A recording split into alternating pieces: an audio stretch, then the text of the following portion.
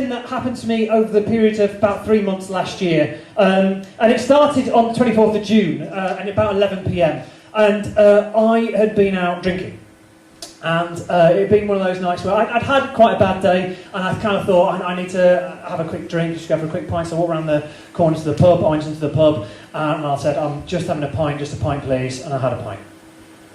And then I had another pint, because you can't just have one pint, you've always got to have more than one pint, and then I had 2 pints, and then suddenly 2 pints led into 3, 3 led into Drambuie, because that is a natural segue after drinking real ale. Had a Baileys, and I was like, that's enough. Anyway, so I ended up walking home, and I walked around the corner to our street. On the left-hand side of the street is a wall. It's a wall with occasional garages kind of dotted in one side, and there's cars parked along one side. Then on the other side are a load of houses, row of houses, terraced houses where I live. I live about halfway down. And on that side, there's also cars parked, all parked really nicely. And so I was walking down the street, and I was heading towards my house when I spotted my car. And on my car, there appeared to be a note. And it was this note. It was, please park with more consideration. And somebody had left this note on my car, and I was fucking furious. I mean, what kind of bellend leaves a note on a car? And I was kind of angry for a couple of reasons. Reason number one, I am fucking amazing at parking. Like, if you ever see like reverse parallel parking better, you should phone me and invite me to have a look. I'm a master. I once reverse parallel parked into a space, and somebody was walking past just kind of went, yeah. You know, there is a quality to that reverse parallel parking that you would expect to see from an Olympic sport. You know, it was magnificent, and I had parked my car perfectly. It was inch perfect against the curb, and it was fine. It was absolutely fine. And somebody had left this on my car. And there were a couple of things that kind of bothered me about it. Firstly, pink post-it notes. I was kind of going through a bit of a Poirot phase, thinking I can kind of work out who this. Let's go for the word cunt, because it feels appropriate. See who this cunt is. So straight away, I was kind of like, pink post-it note, okay. Not joined up writing, so probably pre-secondary school. And then big circles over the eyes. And so I decided that what I was looking for was a 14-year-old girl who'd left a note on my car saying, please park with more consideration. Now, if we go back to the previous day, approximately 8 a.m, I should probably explain why I was drinking. So the previous day, something happened. There was a Brexit thing. I was voting. You probably heard about it. If you haven't, guys, went badly. Rob's not willing to point the finger, but yeah, we got screwed. And I went around to the community centre around the corner of my house, and I voted, and there's kind of like loads of people kind of stood outside milling around, a couple of people who are clearly UKIP supporters with their purple badge of cuntiness, and I voted for unity and to remain and for making the world a better place, but no big deal. But what annoyed me that day so much when you know, ultimately the result went the other way, was the fact that we'd been lied to. We'd all been inherently lied to. People, there'd been no truth in it, and we'd all been able to see it as clear as day, but apparently not everybody had. So who remembers this bus? Yeah, that's all. You look at that now and you kind of go, I mean, at the time, I remember looking at that and thinking, oh, this is a bit of harmless fun, isn't it? Nobody will actually believe that. Nobody believes that kind of ridiculous claim that's clearly not true. This was my favourite bus, because you should always have a favourite campaign bus. It's the bus that says Project Fact. And then it has 7 statements which aren't facts on the bus. They're at best well-meaning opinions, but all uninformed. And it kind of annoyed me, the fact that we'd been lied to, and we'd ended up in this shitty position where suddenly racism was okay again. Who'd have thought that would make a comeback? Never really left, guys. Never really left. And it got me thinking about other people who kind of told lies to get in positions. This guy, for example, anybody know who this is? No? Good. Excellent. I went for the really contemporary references. So this is Ali Dyer. Ali Dyer was a footballer who at the time played for a football team called Hyde. Hyde were in pretty much the lowest division you can be in and still just get paid. And in 1996, he rang up Graham Souness, who was managing Premier League low flyers Southampton, and he said, hello, this is George Weah, Ballon d'Or winner, best footballer in the world. I don't know if you've heard about my friend Ali Dyer, but he's an amazing footballer. You should sign him straight away. And Graham Souness did. Graham Souness signed him on the basis of one man ringing up, pretending to be somebody else. He didn't double check, he just went, yeah, I mean, that sounds legit. And he signed him, and he played 26 minutes for Southampton before being subbed. He was subbed on, and then 26 minutes later he was subbed off. I mean, you have to be pretty shit for that to happen. He replaced Matt Le Tissier, one of the greatest England players who ever played and graced the field, who went on to say, the worst player I played with. Matt Le Tissier played for Southampton. He played with a footload of quite poor players. Now, of course, we'll all remember our favourite Olympics, which was, of course, the 1936 Olympics. Anybody tell me anything about 1936 Olympics? Germany, of course. Yeah, it's the good old Nazi Olympics. The two things that everybody knows about the Nazi Olympics are, one, it was the Nazis, the other one? Jesse Owens, of course, it's Jesse Owens, who won all the gold medals. But there were other people at those Olympics as well. It's hard to believe, but it's true, guys. I'm blowing your minds. You'll probably all remember how Yugoslavia did in those Olympics. There's Yugoslavia. They got a single silver medal. Anybody know who got that silver medal? Oh, if you're not going to do the background reading, how are you going to enjoy this? There was this guy, it's called Balagov. He was a hammer thrower. And the kind of wonderful thing about him is that he wasn't in the Yugoslavian team. They only found this out after the fall of the Berlin Wall and after the kind of USSR collapse. But he wasn't on the team. He wasn't on any of the memos. He wasn't on any of the sheets. He kind of went, oh, there's Olympics happening. I could be an Olympian. Look at him! I could be an Olympian! And so he turned up at the Yugoslavian game. Presumably he went up to the front door and went, oh, hiya, I'm here for the Yugoslavian team. And they went, yeah, sure, come on in, mate. Different time. And they kind of let him in, and he went in, and they said, oh, what event are you here for? And he went, oh, the hammer. He'd never thrown a hammer before. This is kind of like wonderful, like just bullshitness, just kind of diving in there with confidence and looking people in the eye and going, you know what, I can make you believe. And he threw the hammer, and he got a silver medal, which is kind of amazing in many ways. Now, of course, then we fast forward 58 hours and 45 minutes, and we find ourselves on the 25th of June 2016 at 6:45 p.m. Another day had passed since the election. It was the following day since I got the note in the car. The car note had been screwed up and put in my trouser pockets, and you know, I'd been pissed off about it. I'd been at work that day, and I think I'd pondered it briefly while dealing with a raging hangover, but ultimately I think I'd started to get over it. And then I got a text message from my other half, and she said, hey babe, we've got that sort of relationship, we use that lexicon, I'm comfortable with it.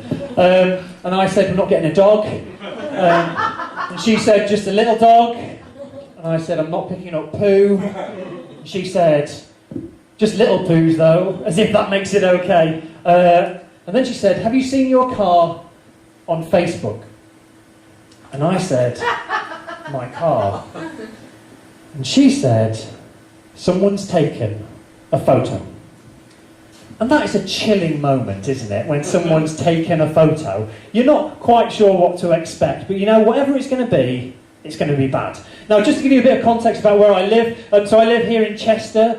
It's an incredibly pretentious place. It's got a community centre, but it's got a real sense of community. Everybody kind of gets together, everybody kind of bands together, everyone has faith in each other, and it's got a little bit of magic on that kind of basis. It's got a coffee shop where they ask you what bean you want. Yeah. Some of you going, that is magical. And the newspapers around Chester tell you everything you need to know about where I live. So I live in an area called Hull. In Hull, this article came out, is Costa a threat to Hull?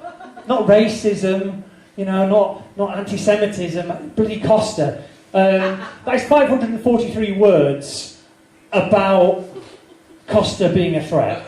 Costa, on the scale of things, is not a threat. North Korea is a threat. Donald Trump is a threat. Putin is a threat. Costa, you never go, oh, Costa, I hope they don't get their hands on some weapons of mass destruction. That would be fucking awkward. And it's got Facebook groups, of course, every area. Oh, this is a lovely little thing that it's described as Chester's funkiest suburb. You already get a sense of the dicks who live there. It's just awful. There's groups, so there's the first one, I'm from Chester, but more importantly, I'm from Hull. Another one called Notting Hull. You know, it's got over 3,000 members. 3,000 people, when that is a group I want to associate with. And the other one's got 2,337 members. Notting Hull, how pretentious is that? You just want them all to fuck off. And they run festivals, and all throughout the year there's 3 or 4 festivals, they run a carnival, all this sort of stuff. It's quite amazing. And what's great about these groups is, of course, they seep into mainstream media. So they get quoted, so more positive than negative, says the Notting Hill campaign group. That's the fucking Facebook group. It's not a campaign group, it's on Facebook, for fuck's sake. I like the fact that one man wrote on Facebook, from a quirky, cool, independent high streets of the year to a carbon copy of other high streets landlords, you should be ashamed. And somebody's kind of taken that from social media and just planted it in a story as if it's fact. And of course it's not. It's some weird guy's opinion on Facebook. And I particularly like this because at the bottom is just, and the woman wrote, boo! But it has got that sense of community. And those groups have got a sense of community. And 3,300 people, not all of them engaged. There's quite a core who do. Just to give you an idea of the kind of things they say. So Rob said, hello fellow hooligans. If you're from Hull, you describe yourself as a hooligan. Awful, isn't it? They're just terrible people. Interestingly enough, that got 38 comments. Why would that get 38 comments? How does that warrant any sort of comment other than you're a dickhead, stop using that phrase? I also got a share. I don't know who shared that, who kind of saw that and went, more people need to see this. It is the most exquisitely interesting thing I've ever seen.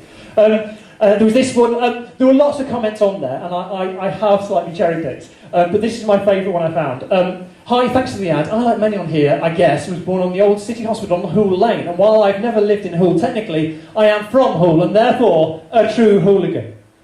And the best comment was underneath, which went, Chris, not being funny, mate, but you've got to live here. And what made that slightly more magical is the fact that 142 people like that! They didn't give a shit about the other guy. And it's kind of groups like this that make my stomach sink. And my stomach was already not in a particularly good place because I'd seen that somebody had taken a photo and I was just incredibly fucking nervous. Because as soon as somebody says anything like someone's taken a photo, it's the ... that really makes it slightly ominous, isn't it? If it being someone's taken a photo, it's all fine, then that's okay. But this was ominous. It's the kind of thing, right? Like, you know when you go to your other half's parents' house and they go, oh, it's nearly time for Strictly. It's that kind of feeling, where you feel physically sick. And there was a picture of my car. So we've got Fran had taken a picture of my car and put it on fucking Facebook for the world to see. And she got spotted just off Hull Road, another selfish driver blocking pedestrian access, #rude. I'm not selfish! That car was parked absolutely fucking perfectly. I reverse parallel parked that in myself, I know. You even look at the photo, it doesn't look badly parked. And of course people like that, because it's in the group, people want to be part of this community. 30 people like that, and then 3 people shared it. So they're going, oh yeah, we'll teach this bastard a lesson. And then underneath, of course, people started commenting. And Alan said, we never had this problem when I was growing up. Hull is fast turning into a car park. And I was like, yeah, but horses, mate, don't count. Fuck off. And it just kept coming and coming. And Fiona said, typical, probably not even a resident. Someone said, have a word. And that's the kind of appeasement that got the Nazis in, by the way. You know, it's the kind of person who just, I'll let someone else deal with it at some other time.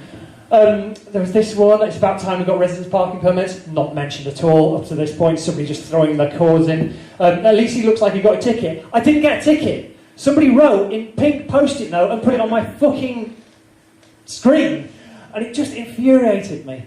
My favourite, there were quite a lot of comments that started to come underneath this, because people, like, it was 2 days after Brexit, right? And this was the most important thing for some of these people's lives, which is slightly bonkers. My favourite comment was Margaret, who said, probably a student. Margaret putting the boot in. That was swiftly followed by this, Graham going, probably a woman. I was like, fuck off, Graham! I was kind of hoping somebody would put me in a place. And then Jason went, what cunt? Yeah. And you'd kind of think that at some point somebody's going to step in here, like Big Daddy. Instead, what Margaret did was go, unnecessary, Jason. Please check the group rules. 14 likes. Misogynism doesn't matter. People don't care about insulting women, but if you use any sort of bad language on this forum, then you just get absolutely kicked. And so I started to think about how I could kind of get revenge on these people who were commenting on something which, I mean, okay, it seems unnecessary, but they started it. And I was thinking about how do I get revenge on these kind of small-minded people who are just like, they're taking advantage of something that's not true. It's fundamentally, I was parked perfectly, like perfect parking. And at the same time, I was on Facebook and these adverts kept popping up. Now you should know, as part of my job, I design flyers, leaflets, all that sort of stuff. I do marketing, I'm scum. And all these flyers kept popping up for printing, from this is Pixar printing, full colour Foamex printed boards, you know, for a certain price, and then it was popping up on my phone as well. And then this one came up, and this one was particularly interesting because this said up to 30% off. And I was tired, I was annoyed, I was reading all these comments, and I was trying to work out what's the best way of dealing with these people, but dealing with them in a way that kind of gets back at them in the same way that they got at me. And crucially, they were valid until midnight on that same day. So I had a bit of impetus to do it. So I kind of designed up a sign. And this is the sign I designed. It's one of those blue signs that you get, the historical ones. It said Chester Uprising, 1751. Never happened. This was the site of the short-lived Chester Uprising of 1752. So already the dates are skew with, led by Thomas May, not a real person, protesting the increased price of wheat and its impact on the health and well-being of the local citizens. The uprising saw nearly 60 people. Nearly 60 people. I thought, if I'm too specific, then people will go, that's too specific and it's too long ago, how do we know that? But I thought nearly 60 people. Nearly 60 people rally to oppose the local magistrates and newly imposed grain taxes. For his part in encouraging anarchists and paupers alike, Thomas May, his years he lived change all the way through this, was sentenced to 14 years of hard labour, of which he served 15 years. And I had this sign, and I thought, and it arrived about a few days later, and it arrived at work, and I'd kind of forgotten that I'd done it. So the place where I worked, they rang me and they said, something's arrived for you. And I kind of excitedly went downstairs, opened it up, kind of peeled back a little bit and then went, oh yeah, I did that. That was £23 well spent. And I pondered whether to put it up, and I in the end decided that I would. And so I went out quite late at night, because you don't want to get caught with a fake sign, or she'll just look like a bit of a dick. And I put it up and I waited. And I waited, and I was checking Facebook. I set up a Twitter search for terms to do with Hull to see if it would come up on there, and I waited. And disappointingly, nothing happened for a while. And then it was spotted. And it was spotted by Margaret, and Margaret had taken a picture, and she said, I spotted this last night on Hull Road. And I was like, I have been busted. She said, about time some of our local history is celebrated. I was like, brilliant, Margaret, you have gone for it. And then, of course, it got 43 people liked it, because we all like a local hero, don't we? And it got shared. And I thought, you know what, I've won. You know, ultimately, I have beaten these people. They don't need to know that I've beaten them, but ultimately, I've beaten these people. So I thought, I'll go and take it down before any more harm comes to it, before it goes too far. But there were comments underneath, and I felt my eyes drawn to them. Jan said, it's about time some local hooligans are celebrated properly. Thank you for posting, liked. Margaret said, my pleasure. There's a lot of backslapping in this group, it's slightly ridiculous. Alan said, I've lived in Hull for over 40 years and have never heard of this. And that's kind of an interesting point, you know, because just one Facebook photo doesn't kind of make you believe something. So I thought, okay, well, clearly they've not learned their lesson entirely. So I thought, where can I kind of divert them to kind of reinforce the truth? So I went on Wikipedia. Now, Wikipedia, as you all know, is a free encyclopedia edited by the people, for the people. And of course the assumption is that it's good people who go on there posting morally good things and updating things, and they might see something that's slightly wrong and they'll adjust it and they'll leave a really nice note. Instead, what I did, I should add, this takes fucking ages to do. If you ever want to create a Wikipedia page, like leave 2 days, because you really have to commit to fucking people up. And so I made an entry for Chester Uprising, 1752. My favourite bit of the entry was the event which I created. You can create all these segments on the right-hand side. For some reason, I put the crime class as 2. I don't know what that means. It links through to an article on Ali Dyer, incidentally.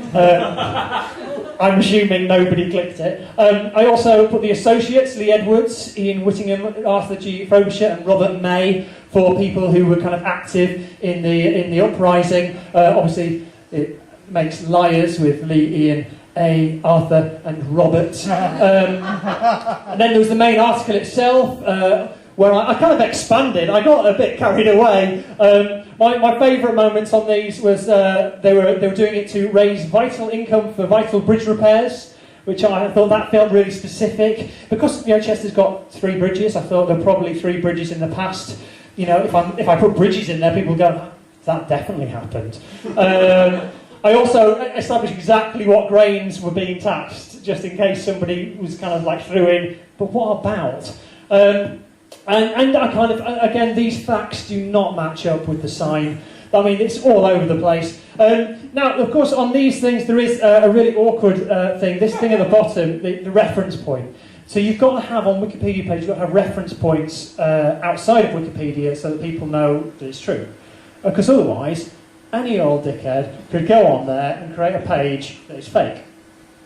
So, I went on Yahoo Answers and created a Yahoo Answers question, which went on the lines of, has anybody heard of Thomas May? I live in Chester and heard from my grandfather. There was a legend, I made it a legend now, about a little-known uprising in the mid-1700s, and I made an account called Cool at Heart, because I think that sounds authentic, doesn't it? And I kind of, I needed to reply to it, so I created another account called Chester Historical Society, because that sounds factually accurate.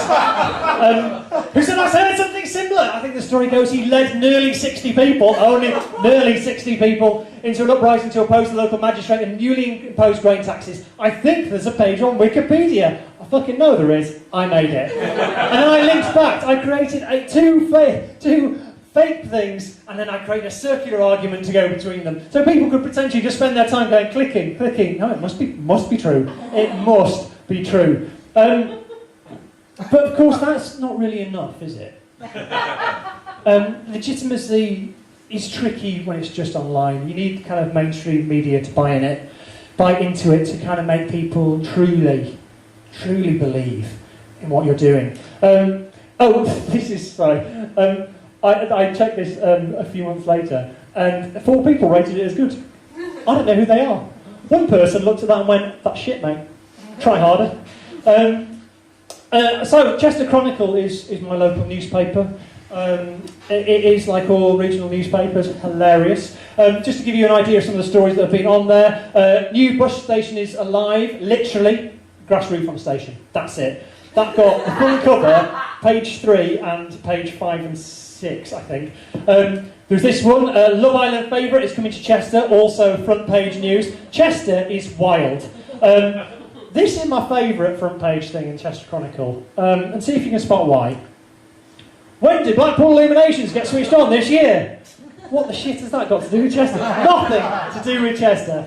And then, of course, Battle of the Spuds. We investigate who cooks Chester's best shit. Investigate. They're kind of using the name of journalism to make their stories. And so I thought, I need to kind of get them on board, get a bit of legitimacy. And so I created a press release. And I sent the press release to Trinity Mirror. Trinity Mirror, they own a lot of the newspapers around the country. And also to North Wales newspapers who look after Chester Standard and some of the Flintshire-based newspapers that's right next to Chester. And I kind of put those in. I also said local hero celebrated after 300 years. Fuck knows, didn't add it up. I then opened the press release with press release, local hero celebrates after 250 years. I said it's for immediate release. Straight away, don't dick around, let's get this news out, he's been waiting too long. And so I send this email, residents of Hull celebrated today, they celebrated, as a new plaque was unveiled the heart of the community, celebrating one of its lesser known sons. And I put a quote in there, Jan Smith, made up, fuck knows who she is. She said, it's about time some local hooligans have celebrated properly. Chester Historical Society, which you may recognise, they were quoted, and they said, the story goes, he led nearly 60 people in an uprising to oppose the local magistrate. And of course I wanted them to know that it was true and that it was all factually correct, and you need a reference for that, so of course I put Wikipedia down. And I sent it off. And I thought, you know what? People aren't stupid. They're not stupid. People have an understanding of how the world works. They're not going to fall for this kind of tomfoolery. There'll be some research happening. There'll be somebody at the paper going, bring down the archives or something like that. So imagine my surprise when Chester Chronicle published the article. Local hero celebrated after 250 years. They chose the second time. Janet Phillips. Janet Phillips is to blame for this. Janet Phillips, on all the Chester Chronicle pages on their website, you can link onto the journalist, and they've got like a little biography picture and stuff. And she opens with this. I've been a journalist. I'm pretty sure you haven't been a journalist, because that would kind of imply that you did some sort of research. 7 people shared it. What's also I kind of quite liked is just the laziness of this article. So she just copied and pasted, but didn't bother putting like a full stop in and a capital letter. She just went, fuck it, let's just get it out. I recently found out that Flintshire, the Leader, which is Flintshire's main newspaper, has 3 journalists who work on it to produce an edition every day, which is kind of terrifying when you think about it. Meanwhile, back on the picture of the plaque, there'd been more people liking it. 122 people liked it. It didn't quite stop there by the end. 12 people had shared it. There was Graham, who said, seems like a top bloke, hashtag Hull Rebellion, as if there would ever be a Hull Rebellion. My favourite, does anybody know anybody, a couple called the Needhams in Chester? Good. So there's Darren who went, love it, and this is, I'm going to tell you because you don't know. Darren Needham is his name. He said, love it, 6 people like that. Then his wife popped in, she went, Cheryl, she went, is this near ours? And when you kind of go, oh, what's their relationship like? No. But then slightly worryingly at the bottom was this one. This person called Jasmine. She said, I saw this today, weird place to put it though. And she's right, it is kind of a weird place to kind of put up a sign. It seems like a bit odd, if you know what I mean. And then I noticed that this had gone up on Twitter because I had my searches set up, and it was Alison, AliCat82, who said go Cheshire West. So my council is Cheshire West Council. So she abused the council. She went, when will the Chester Uprising sign be sorted out in Hull? It's filled with mistakes. Hashtag disgraceful. Pretty hard. And these kind of little niggles, all those little things that I thought people would see straight away that they'd taken a while to find were starting to get picked up. Graham said, that's Chester Council for you. 15 people like that. Jason said, cost they're retarded. I fucking love him. I don't even know if he lives in Hull or if he just dicks around. Margaret said, Jason, can you moderate your language or I'll have to pass this to one of the admins. She plays a policing role throughout the entire group. Like you can put anything with a slight, you don't even have to spell the swear word correctly and she will kind of tell you off. Jason went, oops. And then Alan said, the council can't even put up a plaque properly. I can't read it properly either. The dates are wrong. I think he was what he's aiming for, all over the place. He died in 1820 and not 1810. I don't think he did. Al. And it's been replicated on Twitter. I think this is probably the same person. They've got the same picture, and they're both called Al.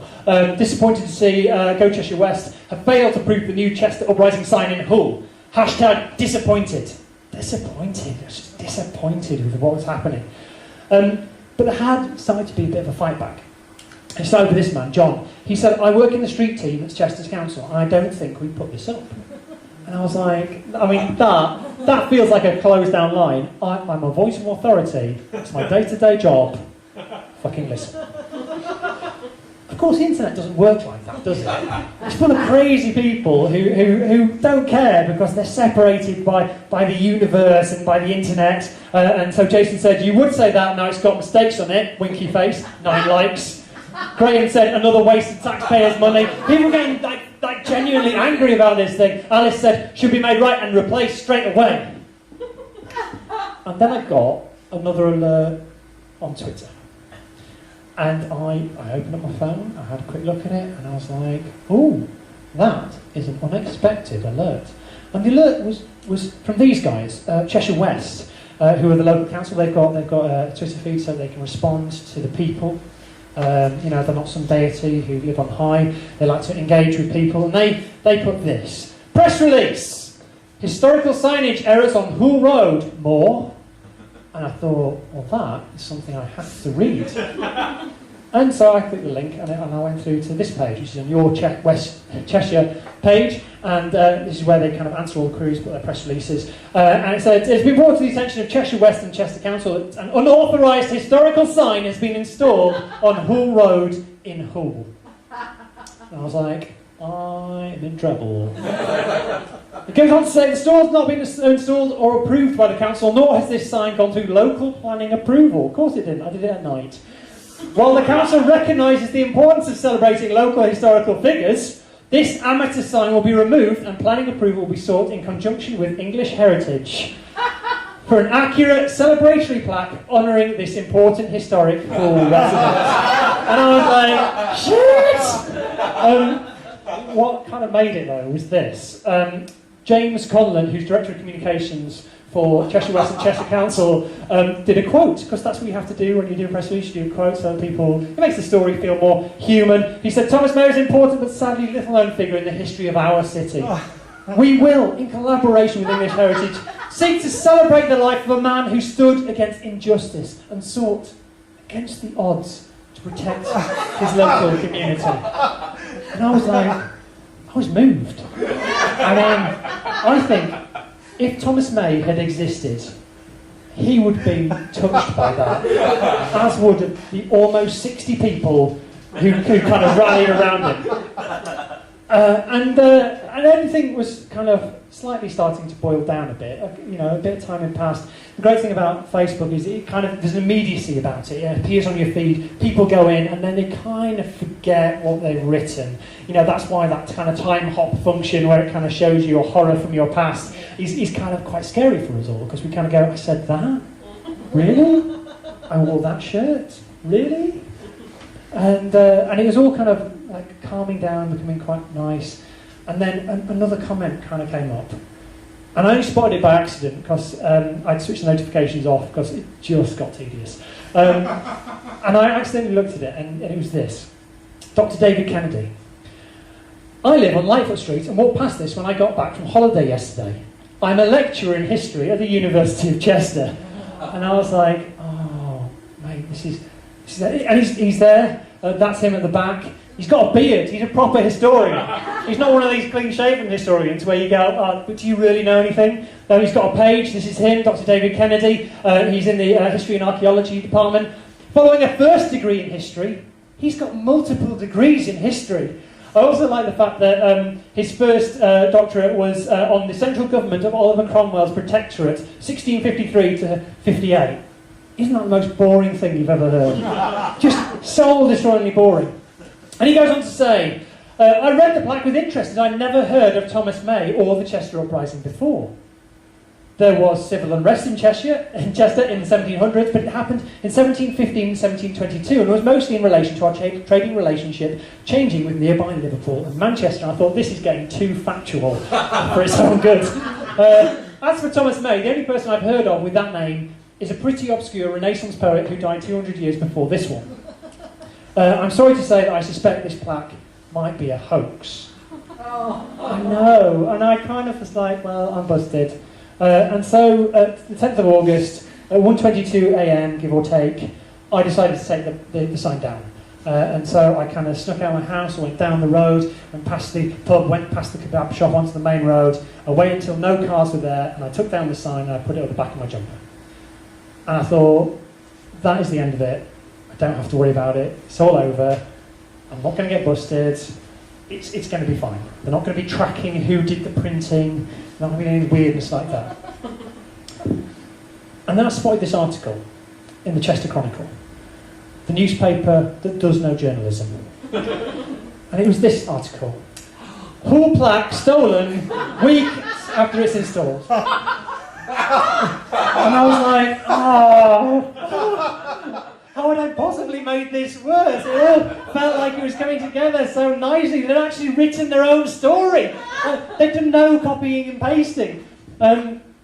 Now, one thing you should all know is, you know when you see a story in the Liverpool Echo and then the next day you'll see it in the Telegraph, repeated but written in a slightly different way. So the national newspapers, they kind of scour the regionals every day to find interesting stories that they think they can kind of use. Nick. Yeah. I mean, of all the places for a story to appear, I was like, please not here. And it did. So just to give you an idea of some of the other stuff that was featured on the day when my story got in. Love Island's Olivia Atwood flaunts her ample bosom. I was like, that's not news, is it? It's not news. There was this one, I was revolted by my own image. It was rancid. Loose woman star Lisa Riley reveals. And then this one. Sign of the Times. Outrage as anarchy celebration sign, it's not a celebration sign, it's a plaque, is stolen from George Osborne's home constituency. Now, George Osborne's home constituency was Tatton. I live in Hull. There's about 60 miles between those two places. And like, we all know the Mail Online is full of bullshit stories. This is my favourite. I'm not Bungle, insists UKIP deputy leader. I've edited his Wikipedia page! So I thought, well, I can't stand for this. This is they're misleading the public, for a start. Thomas May did not go to all that trouble to lead an uprising just for it to be attributed to George Osborne, who is, lest we forget, still a Tory. And so I wrote them an email. I pointed out their corrections, and there it is. And they corrected their article. If you ever want to lose half a day, just go onto the corrections and clarifications page on the Mail Online. It is epic. I mean, there's hundreds of pages on there, thousands. And they corrected it. They said it was incorrect. The sign was removed from a street in Chester and not Tatton. I was like, good, it's fine. People reported it, this sign. I don't know if you've been on police.gov, UK. If you ever move house, don't look at it. So essentially, you can put a little circle around your house and go, what crime has happened here? And it is fucking harrowing. You're going to go, I live in a safe area. It is great. And then you do that and you go, murder, down the road. And here's Hull in August. And you'll notice there's a kind of 2 there. And that is crime on or near Hull Road. 2 instances of crime reported here in August. One of them was criminal damage and arson. That was me taking back my own sign.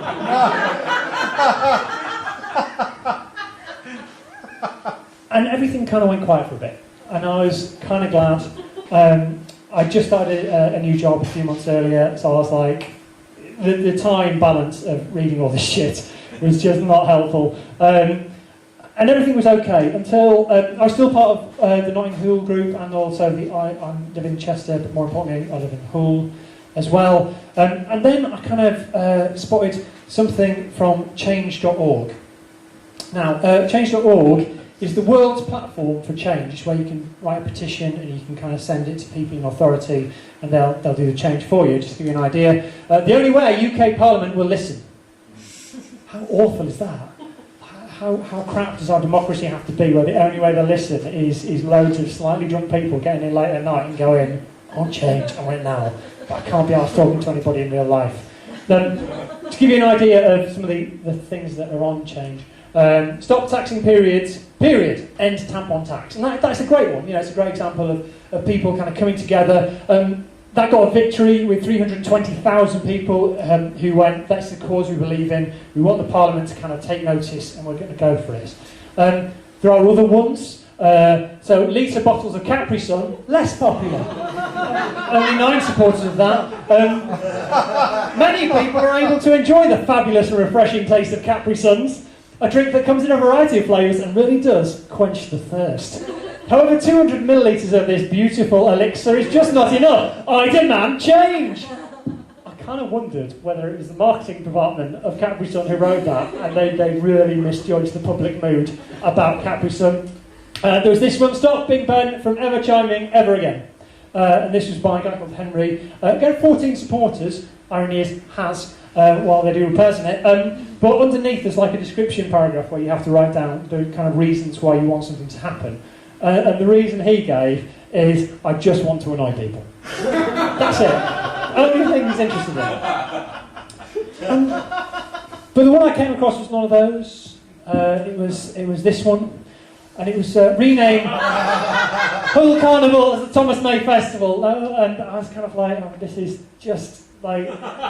it's like, when you've got ants, and you stamp on an ant, and just more fucking ants come. And you just can't get rid of them. And it was someone called Margaret Jones who did it. It had 1,492 supporters of this. Who were 8 away from reaching the 1,500 mark. And this picture...